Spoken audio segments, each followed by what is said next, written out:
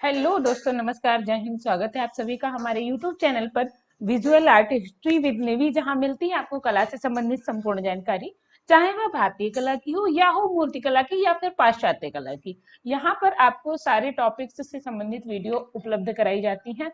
आज जिस टॉपिक को हम पढ़ने वाले हैं, जैसा कि आप अपनी स्क्रीन पर देख रहे होंगे, ढूंढार शैली को हम पढ़ने वाले हैं। ढूंढार शैली राजस्थानी शैली का एक केंद्र। राजस्थानी शैली जिसे क्षेत्रगत आधार पर बांटा गया भारत के पश्चिम भूभाग में।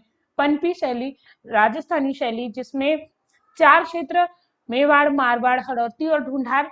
मेवाड़, मारवाड़, हड़ौती को हमने पढ़ लिया पिछली वीडियोस में। अगर आपने वो वीडियोस नहीं देखी हैं तो आप लोग जाके देख सकते हैं। मेवाड़ के केंद्र, मारवाड़ के केंद्र, हड़ौती के केंद्रों के विषय में मैंने आपको बता दिया।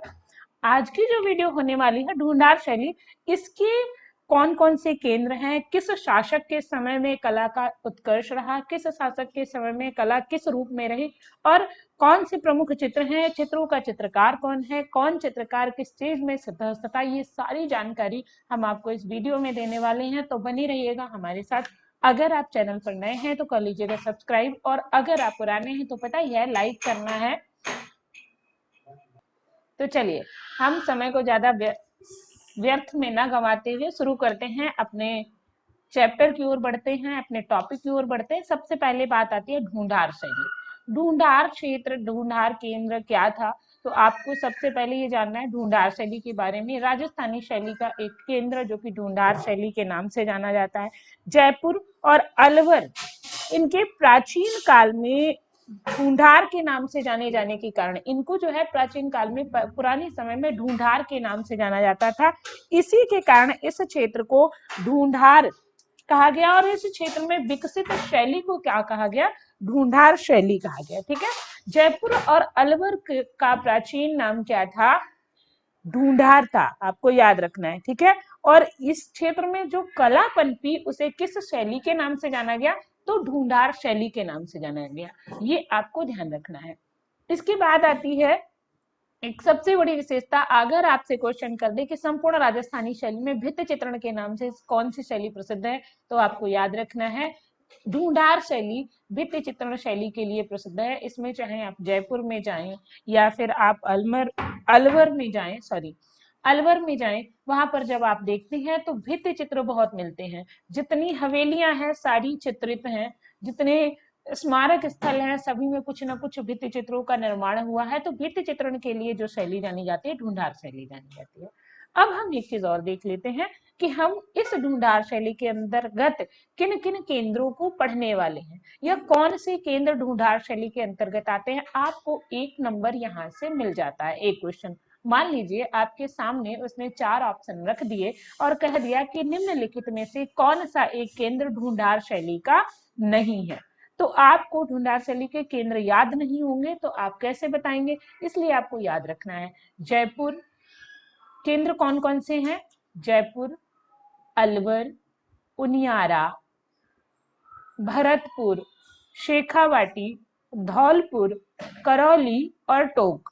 अब इनमें से भी हमें पढ़ना किन्हें किन्हें है? तो जयपुर को पढ़ना है, अलवर को पढ़ना है, शेखावाटी को पढ़ना है, ये मोस्ट इंपॉर्टेंट है। ठीक है।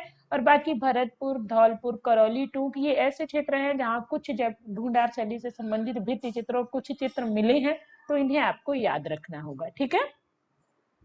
अब हम बढ़ते हैं ढूंढार शैली के प्रथम केंद्र जयपुर की ओर, सबसे महत्वपूर्ण केंद्र जयपुर की ओर, जिसे जयपुर शैली के नाम से भी जानते हैं और इसे आमेर शैली के नाम से भी जानते हैं। एक और नाम कछवाहा शैली, क्योंकि यहाँ पर कछवाहा वंश के शासकों ने राज्य किया कुछ समय के लिए, तो इसे कछवाहा शैली के नाम से भी जानते हैं। किसे जानते हैं? तो ये याद रखना, जयपुर शैली को कछवाहा शैली के नाम से भी जानते हैं। चलिए, अब हम बढ़ते हैं जयपुर की स्थापना की ओर। हम एक चीज देख लेते हैं, आमेर में 11वीं शताब्दी में कछवाहा राजपूतों की राजधानी थी। ठीक है। आमेर किसकी राजधानी थी? कछवाहा राजपूतों की राजधानी थी, जिसके कारण इसे कछवाहा शैली के नाम से जानते हैं। किंतु आमेर शैली के प्राचीनतम उदाहरण हमें 1600 से 1614 ईस्वी के आसपास मिले। यही कारण है इसे ज्यादा कछवाहा वंश को महत्व नहीं मिला। जयपुर की स्थापना के बारे में जब हम बात करें तो 1727 ईस्वी में सवाई जयसिंह द्वितीय ने जयपुर की स्थापना की थी। ठीक है, जयपुर राज्य की स्थापना सवाई जयसिंह द्वितीय ने की थी। कब की थी? तो 1727 ईस्वी में सवाई जयसिंह ने जयपुर शहर का निर्माण करवाया या इसका स्थापना करवाई। ठीक है, तो जयपुर, अब आमेर शैली इसको विरासत में मिल गई है ना। चलिए, जयपुर शैली की स्थापना किसने करवाई? अगर क्वेश्चन आ जाए, एक पॉइंट ये भी बन जाता है कि जयपुर शैली की स्थापना तो सवाई जयसिंह ने करवाई। ठीक है, जिनका समय क्या रहा? 1699 से 1700, ये यही जयसिंह आपके 1699 से 1744 ईस्वी इनका समय रहा।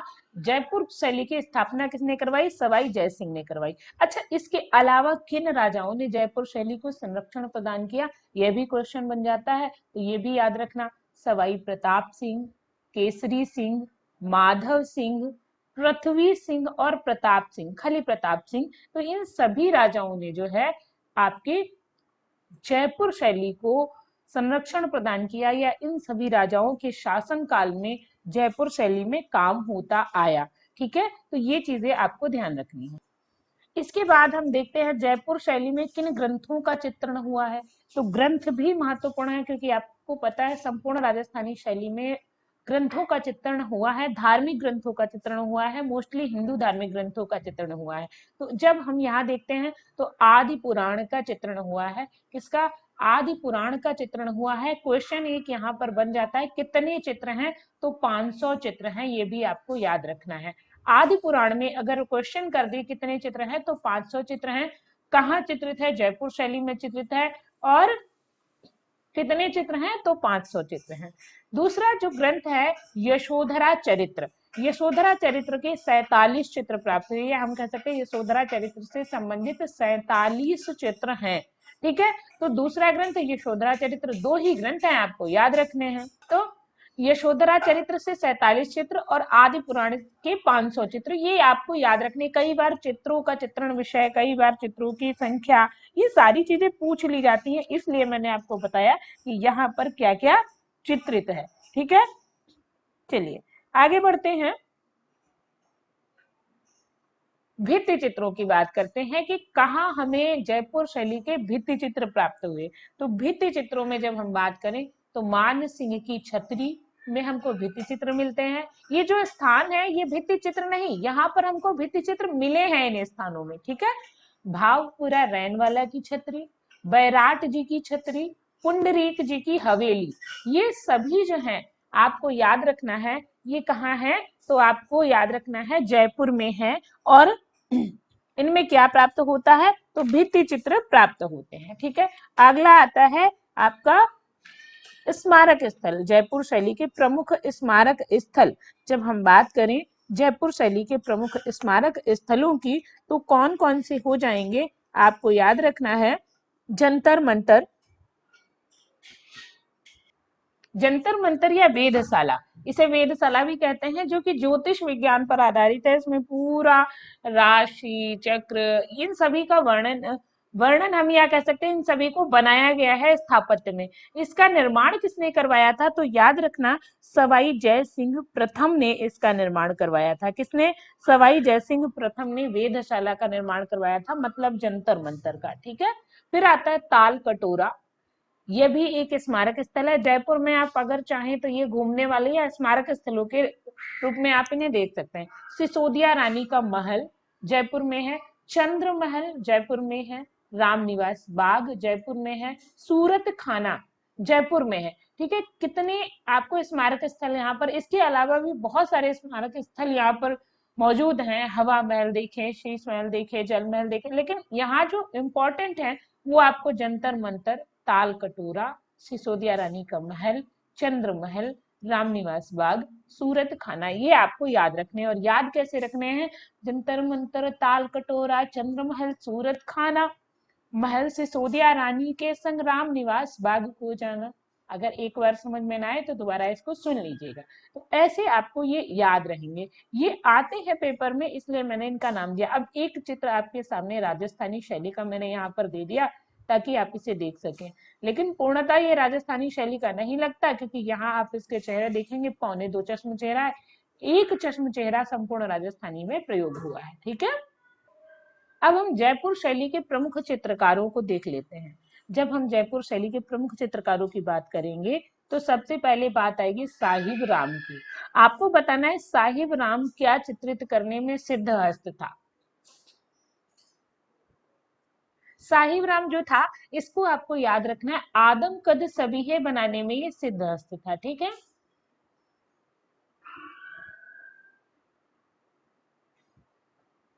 आदम कद सभी है बहुत अच्छी बनाता था साहिब राम, और जयपुर शैली का प्रमुख चित्रकार था।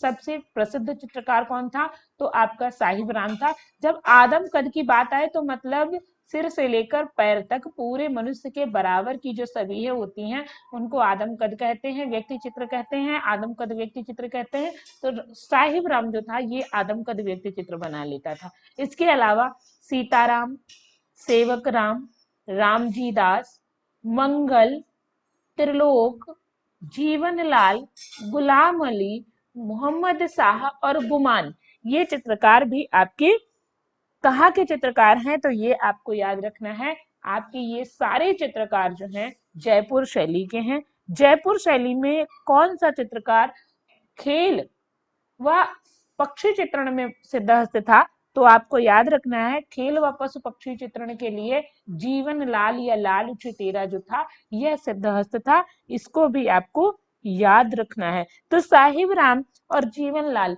इन दोनों को याद रखना है। ये क्या खेल और पशु पक्षी चित्रण बहुत अच्छा करता था।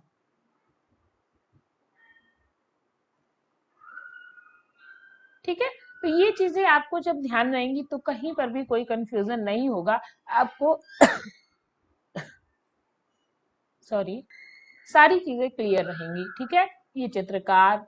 इसके बाद जयपुर शैली की प्रमुख चित्रों की हम बात कर लेते हैं। प्रमुख चित्रों में गोवर्धन धारण, Madhumalati, Bharat meet Ram at Chitrakoot. Bharat meets Ram at Chitrakoot मतलब राम का भरत से मिलाप चित्रकूट में, या चित्रकूट में भरत का राम से मिलाप। ये चित्र कहाँ का है, तो आपका जयपुर का है। आपके स्क्रीन पर एक चित्र दिख रहा होगा जो कि गोवर्धन धारण है। भगवान कृष्ण को पर्वत उठाए हुए दिखाया गया है, एक चश्म चेहरा और गायों का बहुत ही सुंदर अंकन किया गया है।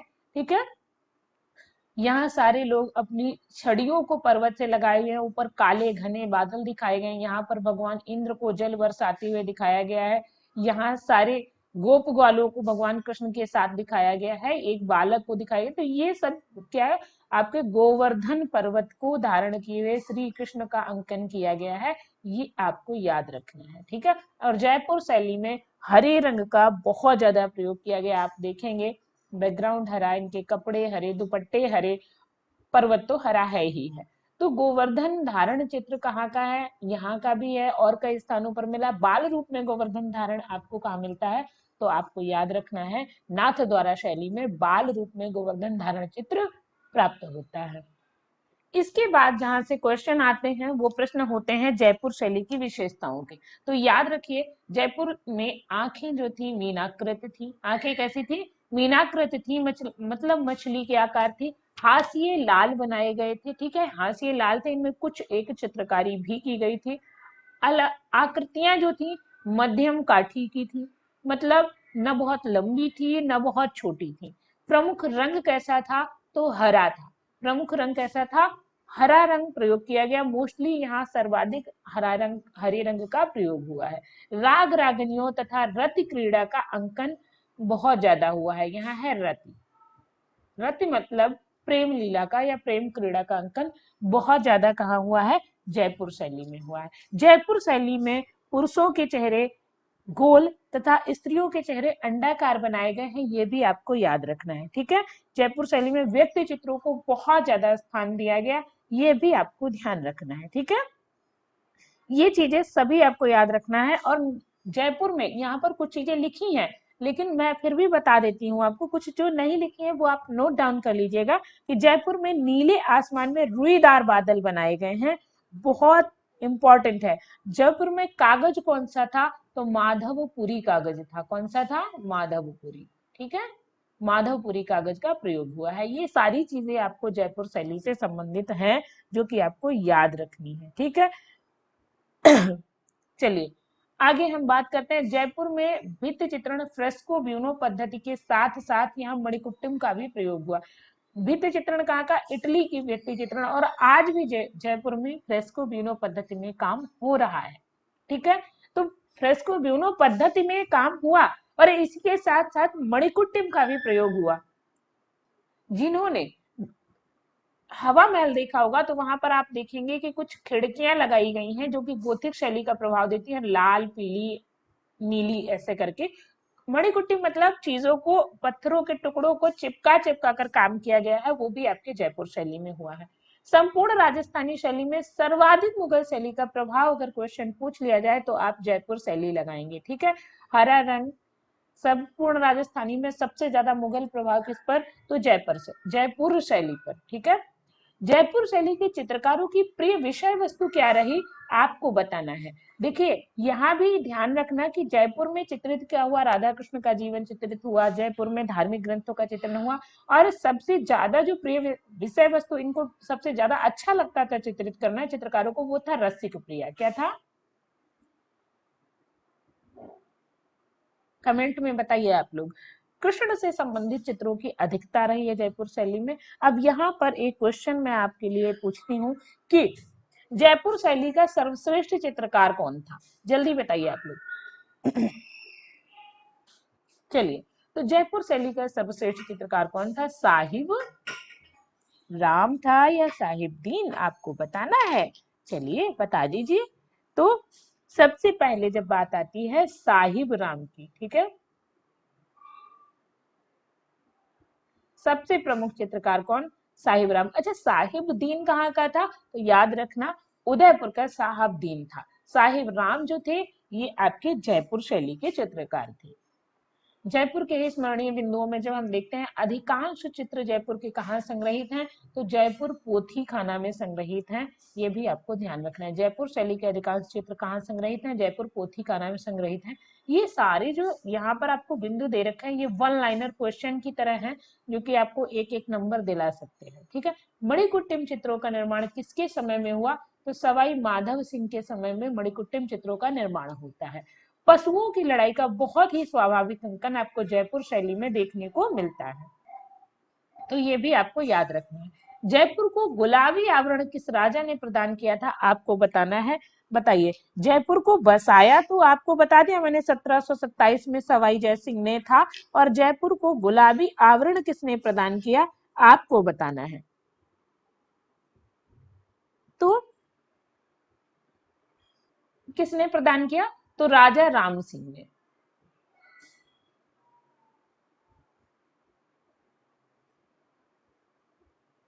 ठीक है, राजा राम सिंह ने जयपुर को गुलाबी आवरण प्रदान किया था, ये भी आपको याद रखना है।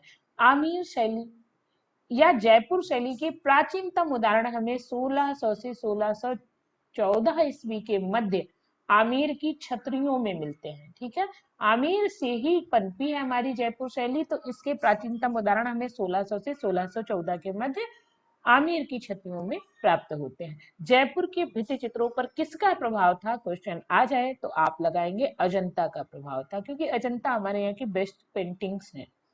बिहारी दास किस राजा के दरबारी कवि थे? तो आपको याद रखना है मिर्जा जयसिंह के दरबार में ये चित्रकार कवि थे, सॉरी ये कवि थे, और इन्होंने बिहारी सत्साई नामक ग्रंथ की रचना की है। सिटी पैलेस का निर्माण और ईश्वर लाट का निर्माण किसके समय में हुआ? आपको बताना है, जल्दी बता दीजिए। सिटी पैलेस और ईश्वर लाट का निर्माण किसके समय में हुआ? जल्दी आप बताइए। तो ये आपको याद रखना है सवाई जयसिंह।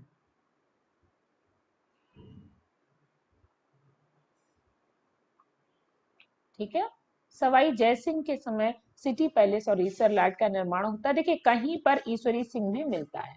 सवाई ईश्वरी सिंह की बात आ रही है तो ये भी जान लीजिए, इनको कागज पर बेल बूटे काटने का शौक था, और इसके उदाहरण हमें जयपुर के संग्रहालय में मिल जाते हैं अभी भी। तो सवाई ईश्वरी सिंह को क्वेश्चन आ जाए कि किस राजा को कागज पर बेल बूटे काटने का शौक था, तो याद रखना सवाई जयसिंह को। सवाई प्रताप सिंह जो थे ये ब्रजनिधि नाम से कविताएं लिखते थे, ये भी जयपुर के राजा थे। वेधशाला का निर्माण किसने करवाया? अभी मैंने आपको बताया था, जल्दी से आप बता दीजिए कि वेधशाला का निर्माण किसने करवाया। तो याद रखिए सवाई जय सिंह।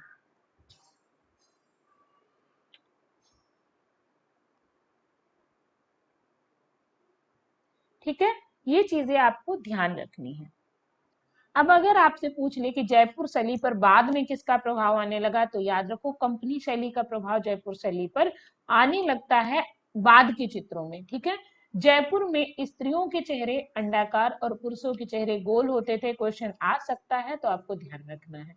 जयपुर शैली में व्यक्ति चित्रों को बहुत ज्यादा महत्व दिया गया, मैंने बता दिया था। आसमान में रुईदार बादलों का प्रयोग हुआ, माधवपुरी कागज का प्रयोग हुआ, और सवाई जयसिंह ने सवाई जयसिंह द्वितीय ने 36 कारखानों की स्थापना की थी, जिनमें से एक आपका सूरत खाना भी है। ठीक है,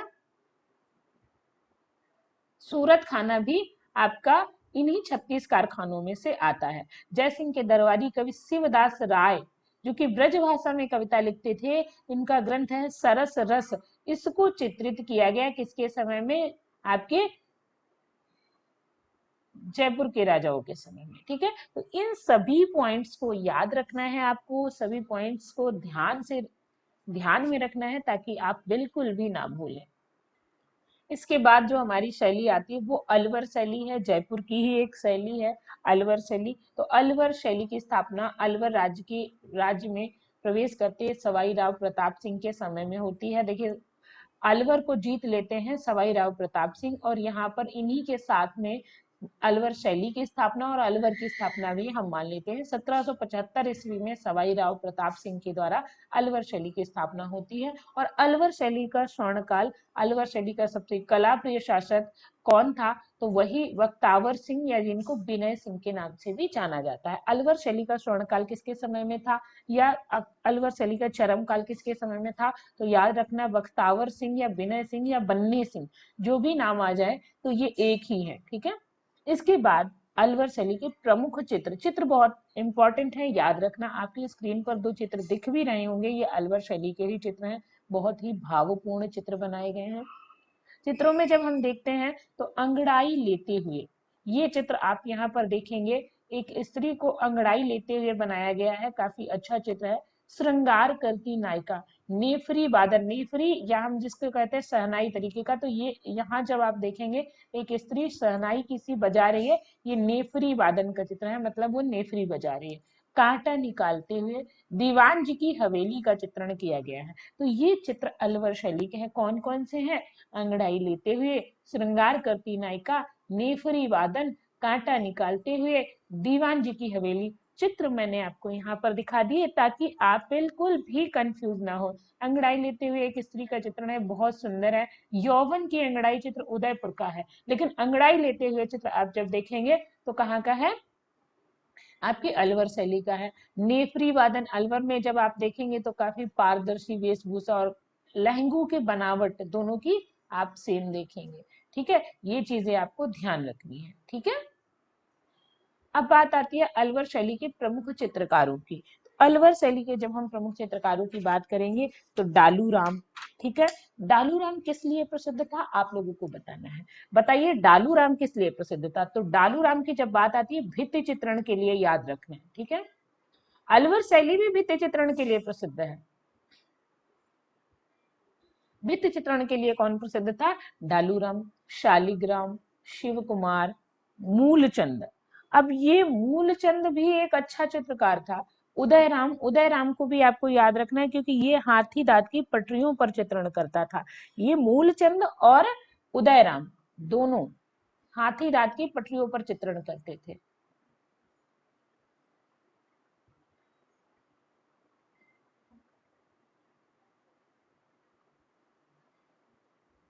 तो ये भी आपको ध्यान रखना है। ठीक है, पटरियों पर चित्रण करने वाले चित्रकार कौन है? उदयराम और मूलचंद। बलदेव, जमुना, छोटे लाल, नानक राम, जगन्नाथ, जगमोहन, बुद्धराम, नेपोलियन। तो ये सब चित्रकार जो है नेपोलीय है। ठीक है, नेपोलीय। तो ये सब चित्रकार आपके कहाँ के हैं, तो अलवर शैली के हैं। अब हम अलवर की विशेषताओं के विषय में देख लेते हैं या उससे जुड़े हुए महत्वपूर्ण बिंदुओं को देख लेते हैं। सबसे पहले विनय सिंह के समय कुंडली नुमा लिपटवा या स्क्रॉल, कुंडली नुमा कहें या लिपटवा कहें या स्क्रॉल चित्रों का निर्माण किसके समय में हुआ, विनय सिंह के समय में हुआ। क्वेश्चन आ जाए कि अलवर शैली में लिपटवा चित्रों का निर्माण किसके समय में हुआ, तो आपको ध्यान रखना है कि विनय सिंह के समय में हुआ। अलवर पर किसका प्रभाव था, तो याद रखना जयपुर, मुगल और पाश्चात्य शैली का प्रभाव हमें अलवर शैली में देखने को मिलता है। मंगल सिंह के समय हाथी दांत की पटरियों पर मुख्यतः चित्रण हुआ है, किसके समय में हुआ है, हाथी दांत की पटरियों पर मंगल सिंह के समय। और चित्रित किसने किया, तो जाहिर सी बात है, अभी मैंने आपको बताया मूलचंद और उदयराम, इन दोनों ने हाथी दांत की पटरियों पर मंगल सिंह के समय में चित्रण किया है। सर्वाधिक कला प्रशंसक शासक कौन था, सर्वाधिक कला प्रशंसक शासक कौन था, तो याद रखना विनय सिंह, विनय सिंह या बन्ने सिंह या वक्तावर सिंह, जिसके समय में कला चरम पर जाती है, वही आपका सबसे ज्यादा कलाप्रिय शासक था। और आपको एक पॉइंट और याद रखना है कि अलवर शैली भित्ति चित्रण के लिए प्रसिद्ध थी। संपूर्ण ढूंढार शैली किसके लिए प्रसिद्ध है, तो आप जानते हैं कि संपूर्ण ढूंढार की बात आ रही है तो वही भित्ति चित्रण के लिए प्रसिद्ध है, तो अलवर भी आपकी भित्ति चित्रण के लिए ही प्रसिद्ध थी। अच्छा, एक चीज और याद रखनी है कि अलवर के संग्रहालय जितने हैं, सभी संग्रहालय, अलवर के संग्रहालय में सबसे ज्यादा चित्र किसके हैं, तो बख्तावर सिंह के हैं। इसी से तो पता चला कि सबसे अच्छी कला इन्हीं के समय की थी। फिर आता है डालू राम तथा शिव कुमार, दो चित्रकार थे जो राजा प्रताप सिंह के समय उदयपुर से अलवर आते हैं। ठीक है, कौन आए, डालू राम व शिव कुमार आते हैं, जिनमें से शिव कुमार वापस चले जाते हैं। ठीक है, तो ये आपको ध्यान रखना है, पेपर में क्वेश्चन आ सकता है कि जयपुर से कौन सा चित्रकार अलवर आता है और कौन वापस जाता है। ठीक है, दो आते हैं डालू राम और शिव कुमार वापस चले जाते हैं। अलवर शैली के प्रारंभिक चित्र जो थे, क्षेत्र नहीं, यहाँ मिस टाइपिंग है, प्रारंभिक चित्र पुरुष आकृतियों के गले में रोमालों को अंकन किए हुए दिखाए गए हैं। अलवर शैली के प्रारंभिक चित्रों में क्या था, जो पुरुष आकृतियां होती थी उनके गले में रुमाल को लपेटे या बांधे हुए दिखाया गया है, कहाँ, तो अलवर शैली में। ठीक है, ये भी आपको याद रखना है। इसके बाद आती है उनियारा शैली। उनियारा पर जयपुर और बूंदी का प्रभाव था, बहुत इंपॉर्टेंट, यहाँ पर जो चीजें हैं वही यहाँ पर मैंने दी है आपको। ऐसा नहीं है कि कुछ भी उठा के आपको दे दिया कि सब पढ़िए पूरा, लेकिन ये भाई नोट्स तो बना लिया करिए आप लोग, जो चीज आपको लगे नोट्स बनाने वाली वो आप बना लिया करिए। प्रभाव जयपुर और बूंदी का था। चित्र राम सीता लक्ष्मण व हनुमान, बहुत इंपॉर्टेंट चित्र है, अगर अलवर से उनियारा से कोई पूछा जाता तो यही पूछा जाता, और मीर बख्श के द्वारा इसे बनाया गया है। अलवर में किन भवनों, सॉरी, उनियारा में किन भवनों का चित्रण हुआ है या किन भवनों में हमें भित्ति चित्र मिलते हैं, तो रंग महल, चार भुजाजी मंदिर और जगत शिरोमणि मंदिर। अब आपसे पूछ ले जगत शिरोमणि मंदिर कहाँ है, उनियारा में है, चार भुजाजी मंदिर कहाँ है, उनियारा में है, और इनमें क्या है, भित्ति चित्रण प्राप्त हुआ है। इसके बाद एक केंद्र आता है शेखावाटी। शेखावाटी जो है चोखावाटी नहीं है, याद रखना, शेखावाटी है जो कि ढूंढार शैली का केंद्र है। शेखावाटी की स्थापना शेखा जी ने की थी, इसलिए इसका नाम क्या है, शेखावाटी है। शेखावाटी का एक ही बहुत फेमस चित्र है, श्री कृष्ण की 8 गोपियां हाथी के रूप में कहाँ अंकित की गई हैं, तो शेखावाटी में अंकित की गई हैं, आपको ध्यान रखना है।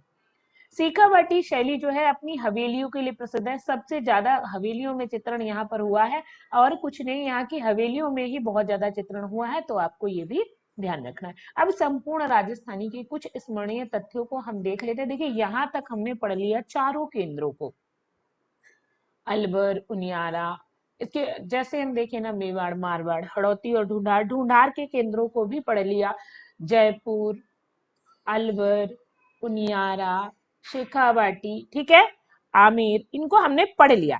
अब हमें पढ़ना क्या है भाई, पढ़ना ये है कि अब संपूर्ण राजस्थानी से कुछ क्वेश्चन पूछ लिए जाते हैं, तो याद रखना राजस्थानी शैली में लघु चित्र किस पर बने हैं, बसली पर बने हैं। बसली क्या होता था, कई कागजों की परतों को एक साथ चिपका कर बढ़िया पृष्ठ तैयार किया जाता था, मोटा, उसे क्या कहते थे, लगभग 7 कागज होते थे, उसे क्या कहते थे, बसली कहते थे।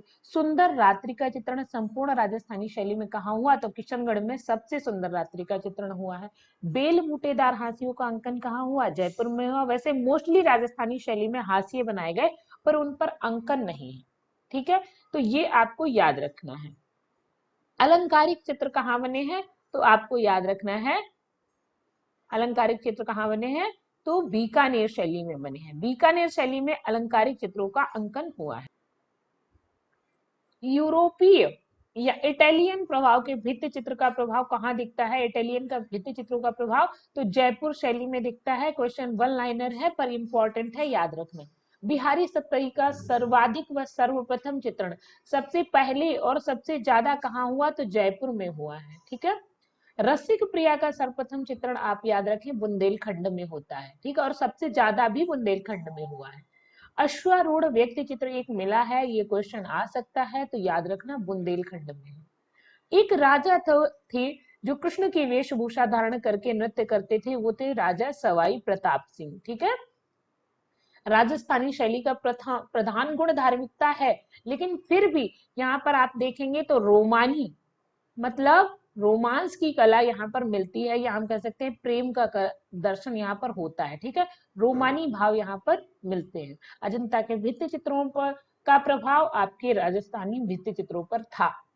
12 मासा चित्रों का आधार हालांकि कालिदास का ऋतु श्रृंगार है, लेकिन जब राजस्थान की बात आएगी तो यहाँ पर 12 मासा का आधार केशव कृत रसिक प्रिया है, जिसका सर्वाधिक चित्रण हुआ है, ठीक है। तो ये आपकी राजस्थानी शैली के बहुत महत्वपूर्ण अंग है।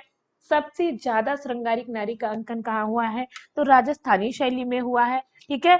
सबसे ज्यादा अगर आप बात करें कि संपूर्ण राजस्थानी में सोने चांदी रंगों का प्रयोग कहाँ हुआ, ये आप बताइए कमेंट में, ठीक है। प्रकृति का सुंदर चित्रांकन और यथार्थता के निकट होते हुए भी अलंकरण आपको राजस्थानी शैली में मिलता है, ठीक है, ये भी आपको याद रखना है।